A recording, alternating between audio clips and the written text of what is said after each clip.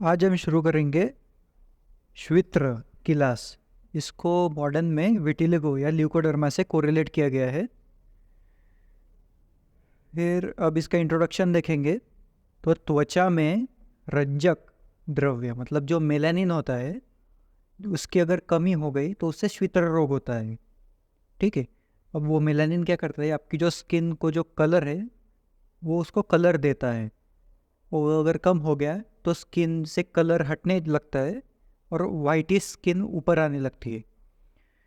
फिर श्वित्र में दोष त्रय की विकृति तथा धातु क्षय होता है। मतलब श्वित्र में क्या होता है, तीनों दोष दूषित होते हैं और आपकी जो धातुएं होती है उनका भी क्षय होने लग जाता है।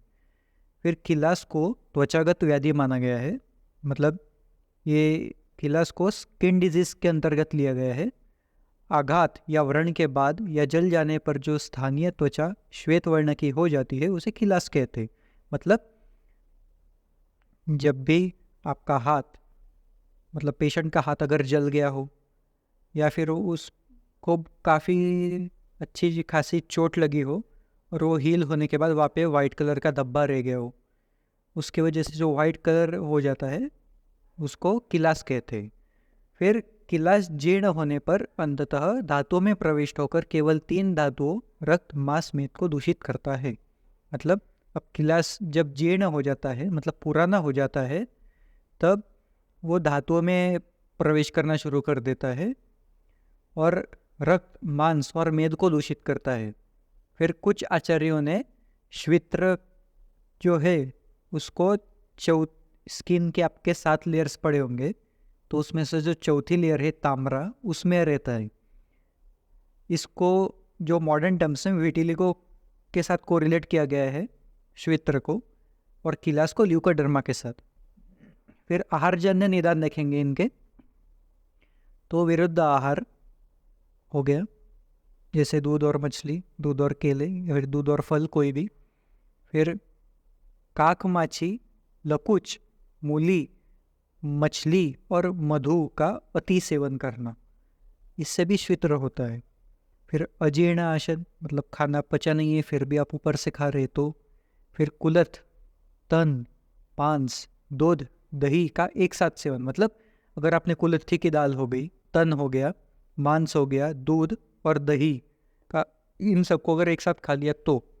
फिर अभिषंद, गुरु, पिष्ट अन्न तथा स्निग्ध पदार्थों का अति सेवन। अभी अभिषंदी चीज़ें का अगर आपने बहुत ज़्यादा सेवन कर लिया तो, जैसे दही अभिषंदी है। गुरु चीज़ें मतलब बहुत ज़्यादा भारी भरकम चीज़ें खाए। पिष्ट अन्न मतलब जिसको बहुत ही ज़्यादा पीसा गया हो, जैसे मैदा हो गया। और बहुत ही स्निग्ध पदार्थों का सेवन किया, बहुत ज़्यादा खाया तो। फिर दूध के साथ स्पेशली चिली चिप मछली खाई तो ज़्यादा चांसेस रहते हैं। फिर विहारजन्य निदान देखेंगे तो दिवा स्वप्न, पंचकर्म की व्यापत्ति मतलब पंचकर्म में अगर कोई दिक्कत हो गई हो तो, दिन में सोए तो, अगर आपने खाना खाया वो पच ही नहीं रहा है, उसके बाद आपने एक्सरसाइज की तो। फिर गर्मी में, ग्रीष्म ऋतु में होगा, भय अवस्था में भी होगा, परिश्रम के पश्चात सहसा शीतल जलपान या शीत जल के स्नान से। मतलब आप बहुत ही ज़्यादा काम करके आए हो, मेहनत मतलब फिजिकल वर्क आप बहुत ज़्यादा करके आए हो, उसके बाद आते ही आपने डायरेक्ट बहुत ठंडा पानी पी लिया या फिर ठंडे पानी से नहा लिया तो। फिर छर्दी या वमन का वेग धारण करने से भी होता है। फिर आचरणजन्य निदान देखेंगे तो पूर्व जन्म के पाप कर्म हो गए, जो आपने पूर्व जन्म में जो भी का पाप किए होंगे उसकी वजह से हो सकता है। देवताओं की निंदा और गुरुजनों का अपमान किया हो तो, झूठ बोलने पर, चोरी करने पर, मतलब सभी पाप कर्म करने पर भी ये व्याधि हो सकती है। फिर इसकी सामान्य संप्राप्ति देखेंगे, आप यहाँ पिक में देख सकते हैं कि पेशेंट कैसा दिखता है श्वित्र किलास का। फिर बृहत्त्रयी में श्वित्र की संप्राप्ति का वर्णन नहीं मिलता है, हारित संहिता ने इसका वर्णन किया है।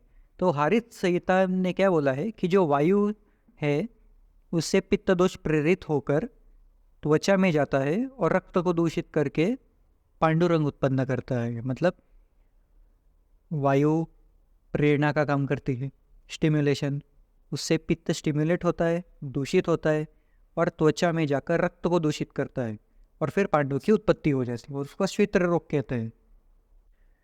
फिर इसका संप्राप्ति चक्र देखेंगे तो पहले निदानों का अति सेवन होगा। अब निदान का अति सेवन होने के 3 प्रकार से हो सकता है, एक आहारजन्य, विहारजन्य और आचरणजन्य। हमने अभी अभी तीनों निदान देख लिए। फिर इन तीनों से त्रिदोषी प्रकोप होंगे। अब 2 चीज़ें हो सकती हैं।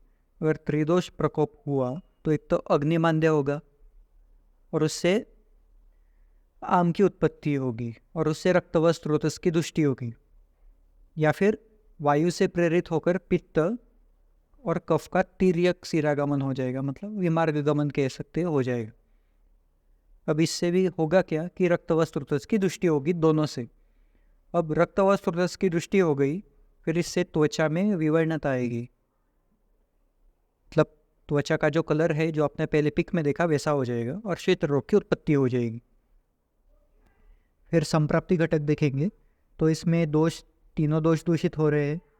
रस व रक्त व स्रोतस की व्याधि है, ये त्वचा में होती है तो इसका अधिष्ठान त्वचा हो गया।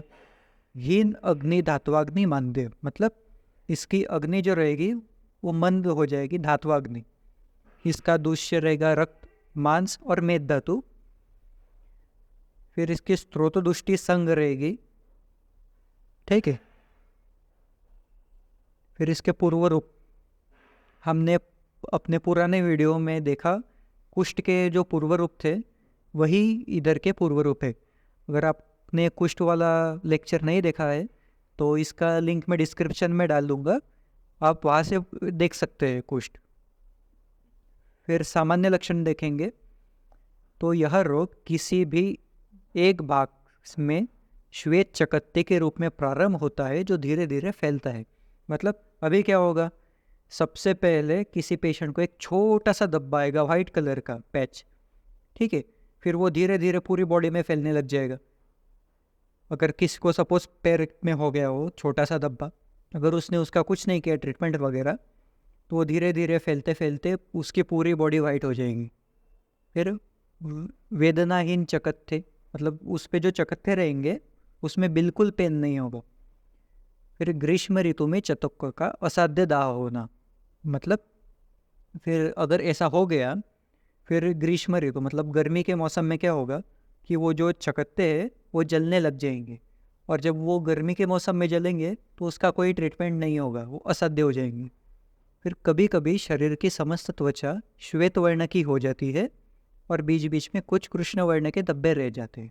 मतलब अगर ये चकत्ते बहुत ज़्यादा हो गए, वाइट पैचेस पूरे शरीर में फैल जाएंगे और कुछ कुछ जगह पे सिर्फ आपकी नॉर्मल स्किन रहेगी, मतलब ऐसा लगेगा कि आपकी पूरी स्किन वैसी वाइट है और उस पर काले रंग के धब्बे छपत्ते आ गए वैसा।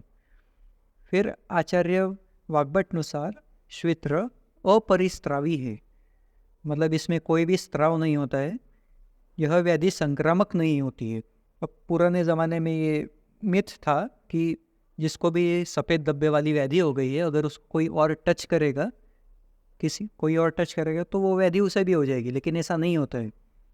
फिर त्वचा में बाह्य स्तर में वर्ण तत्व का स्थानीय अभाव हो जाता है जिससे श्वेत हो जाती है। मतलब मेलानिन पिगमेंट की बात कर रहे हैं। मेलानिन पिगमेंट जो होता है अपनी स्किन में वो बहुत कम हो जाता है या फिर नहीं होता, मतलब गायब ही हो जाता है। तो ऐसी स्किन हमारी हो जाती है पेशेंट की। अब इसके भेद और विशिष्ट लक्षण देखेंगे तो ये दारुण है। पहला भेद इसका दारुण, जो रक्त धातुगत श्वेत्र होता है तथा रक्तवर्ण चकत्ते उत्पन्न हो जाते हैं।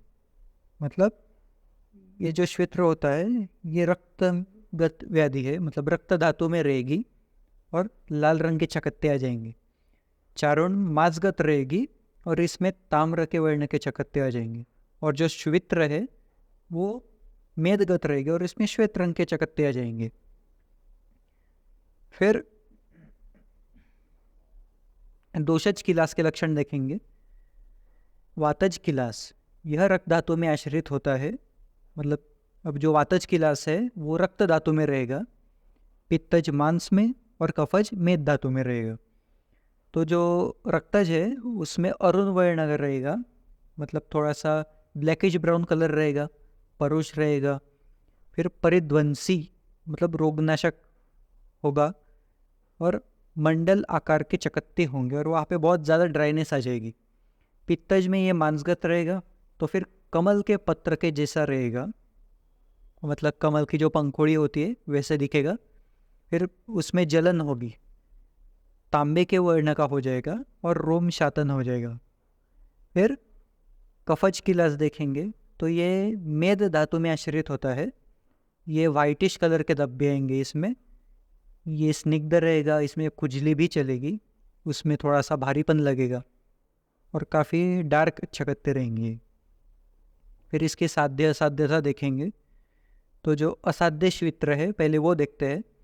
अब आचार्य सुश्रुतनुसार जिस किलास रोग में मंडत परस्पर सटे हो, मतलब पहले गोल गोल रंग के धब्बे आएंगे और किलास में अगर वो बहुत पास पास होंगे सारे धब्बे, तो जो अंत स्थानों तथा ओष्ठ पाणी पाद व गुह्य प्रदेश में उत्पन्न हो, मतलब हाथ पैर गुदा प्रदेश के स्थानों में अगर ये आए हो, या फिर जिसमें रोम रक्तवर्ण के हो, अग्निदग्ध हो मतलब जलन हो, तो ये असाध्य हो जाते हैं। फिर आचार्य चरक ने क्या कहा है कि जिस श्वित्र में मंडल परस्पर इतने सटे हो, मतलब इतने पास पास में हो कि ऐसा लगे ही ना कि वो अलग अलग है, वो एक ही ऐसा दिखेंगे, तो वो असाध्य हो जाएंगे। और अगर श्वित्र रोग मतलब विटिलिगो अगर 1 साल से ज़्यादा पुराना हो गया है तो उसका ट्रीटमेंट नहीं हो सकते, वो असाध्य हो जाते हैं। फिर अब साध्य श्वित्र कौन से ये देखेंगे, जिसमें मंडल आपस में ना सटके हो, मतलब जो धब्बे वो पास पास में ना हो तो साध्य हो। अग्निविक्त न हुई हो, मतलब इसमें अग्नि जो है वो अभी भी ठीक ठाक चल रही हो। रोम रक्तवर्णी ना हो। फिर जो पतला तथा पांडुवर्णी हो, मध्य भाग में कुछ शोथ युक्त हो और नवीन उत्पन्न हो, तो ये साध्य में आ जाते हैं। फिर इसके उपद्रव देखेंगे, तो श्वित्र रोग दीर्घ काल तक रहने पर गंभीर धातुगत होकर कुष्ठ रोग का रूप धारण कर लेता है। मतलब श्वित्र रोग का अगर जल्दी इलाज ना किया जाए और वो लंबे टाइम से अगर रहे बॉडी में, तो ये कुष्ठ रोग की उत्पत्ति कर देता है। फिर सौंदर्य की दृष्टि से रोगी में हीन भावना आने का कारण अवसादग्रस्त भी हो जाता है। मतलब फिर अब कोई श्वित्र का पेशेंट है, वो जब सोशलाइज होगा तब उसे थोड़ा सा ऐसा अलग सा फील होगा, जिससे उसको थोड़ा सा डिप्रेस लग सकता है, उससे वो और पीड़ित हो जाता है। फिर संहिताओं में उपद्रव नहीं है, मतलब जो अपने आचार्य हुए उन्होंने संहिताओं में श्वित्र का कोई उपद्रव मतलब कॉम्प्लिकेशंस नहीं लिखे। तो यहाँ पे ये चैप्टर ख़त्म हो जाता है। आप हमारे चैनल को सब्सक्राइब कीजिए, लाइक कीजिए और शेयर कीजिए अपने दोस्तों के साथ अगर वीडियोस पसंद आए तो, और अगर और ऐसे कंटेंट्स देखने हैं तो। Thank you.